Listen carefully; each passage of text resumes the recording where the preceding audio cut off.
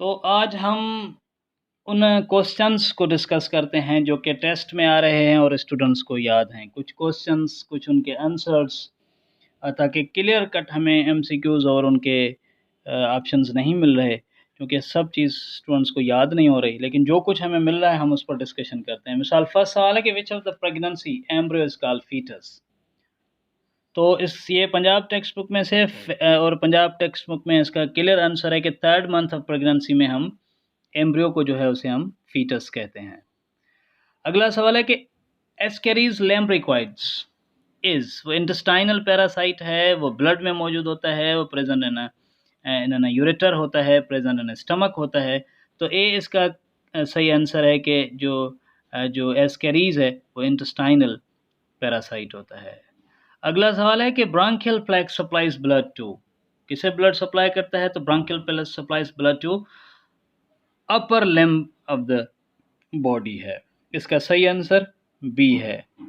Which of the following has a pitfall trap?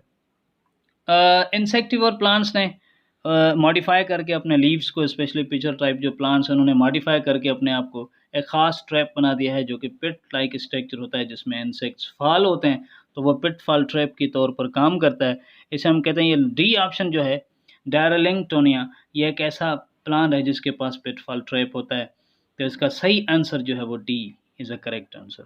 Which bands are anisotropic bands? तो अब इसमें हमने पढ़ा है, हम पढ़े थे जब सार्कोमर की स्ट्रक्चर को, तो हमने वहीं पर आइसोट्रॉपिक एंड आइसोट्रॉपिक बैंड्स को पढ़ा था, A band, I band, etc.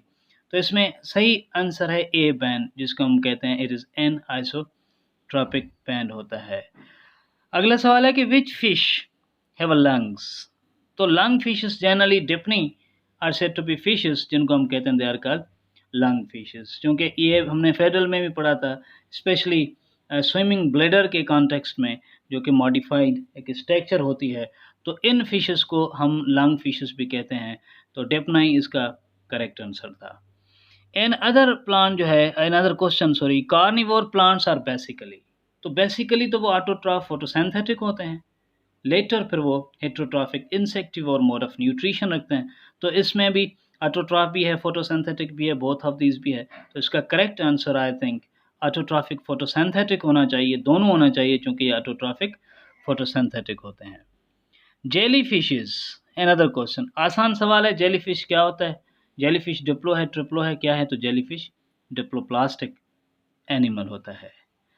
9 सवाल है, acetyl coenzyme first reacts with, acetyl coenzyme किसके साथ रिएक्ट करता है?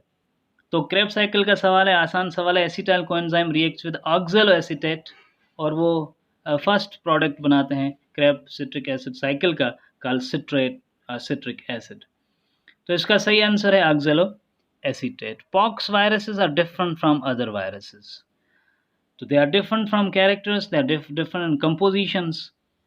तो इसमें एज आई सेड कि as per my point of view, इसका पॉक्स का कोई ख़ास कैरेक्टरिस्टिक लेकर अगर फिर डिफरेंस पूछा जाता, जीनोम के हवाले से, एनवेलप के हवाले से, कैरेक्टर के हवाले से, रेप्लिकेशन के हवाले से, तो हम आसानी से इसका जवाब दे देते, क्योंकि वो जीनोम के हवाले से भी क्लासीफाइड हैं, कैप्सिड के हवाले से भी क्लासीफाइड हैं, कैरेक्टर के हवाले से भी क्लासीफाइड हैं, एनवेलप के हवाले से। तो अब इसमें जो है वो बोथ ऑफ दीज का ऑप्शन है नहीं, और इसमें कैरेक्टर है, कंपोजिशन एंड ईटीसी है। तो आई थॉट इसका कैरेक्टर्स के बुनियाद पर वो डिफरेंट हो सकते हैं। oogenesis स्टार्ट्स फ्रॉम, oogenesis कब स्टार्ट होती है? तो this is an other important character है कि oogenesis एक इम्पोर्टेंट सवाल है कि oogenesis कब स्टार्ट होती है। तो oogenesis कब स्टार्ट होती है, इसे हमने, ये तो हम फेडरल में भी पढ़े हैं कि oogenesis असल में एम्ब्रियोनिक स्टेज पर ही स्टार्ट हो जाती है। तो ये बर्थ से होती है या बर्थ के बाद होती है या कैसे होती है? तो वैसे जैसे ही एम्ब्रियो की डेवलपमेंट हो रही होती है, वो फीटस की फार्मेशन स्टार्ट हो जाती है जैसे ही, तो फिर वहीं पर जो है वो ये फार्मेशन होना जो है वो वैसे स्टार्ट हो जाती है oogenesis बेबी के अंदर। तो oogenesis starts from formation of foetus, embryological stage से ये स्टार्ट हो जाती है। Serotonin cells function, serotonin cells का फंक्शन क्या होता है? तो सेरोटोनिन सेल्स का फंक्शन, इसमें ऑप्शंस चूंकि नहीं बताए हुए कि बाकी ऑप्शंस क्या थे, तो इसमें सेरोटोनिन सेल्स के फंक्शंस है कि वो क्या कर सकता है, वो नरिशमेंट प्रोवाइड करता है, न्यूट्रिएंट्स प्रोवाइड करता है टू स्पर्मेटिड्स को। तो इसका जवाब लिख दिया है मैंने कि नरिशमेंट और न्यूट्रिएंट्स जो कि ये स्पर्मेटिड्स को प्रोवाइड करते हैं। इनको हम मदर सेल्स भी कहते हैं या इनको हम नर्स सेल्स भी कहते हैं हम इनके। Punnett square developed by Reginald Punnett and William Bateson है। ये एक और जो है वो एमसीक्यूज था और आसान एमसीक्यूज था। Antibodies are digested by. अब अगर जे हम इसे यूं लें कि एंटीबॉडीज आर प्रोटीन्स, तो उन प्रोटीन्स को डाइजेस्ट करने में प्रोटीएज एंजाइम का रोल हो सकता है। तो antibodies are digested by an enzyme called protease enzyme. Last सवाल है कि ह्यूमन एंडोपैरासाइट्स इनमें से कौन से हैं? तो इसमें टैपवार्म भी था, राउंड वार्म भी था एंड बोथ ऑफ दीज का भी ऑप्शन था। तो ये बोथ ऑफ दीज जो हैं ये एंडोपैरासाइट्स हैं, टैपवार्म एंड राउंड वार्म्स में।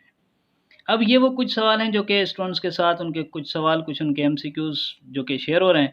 तो चैनल को सब्सक्राइब करें और बेल आइकन को प्रेस करें। जिस तरह से इस तरह का अगर कोई लिटरेचर शेयर होता है तो हम उन एमसीक्यूज पर उनकी जो है वो मेकिंग पर हम जो है वो आपको जो है वो अपडेट करते रहेंगे और हम उन्हें डिस्कशन में लाते रहेंगे।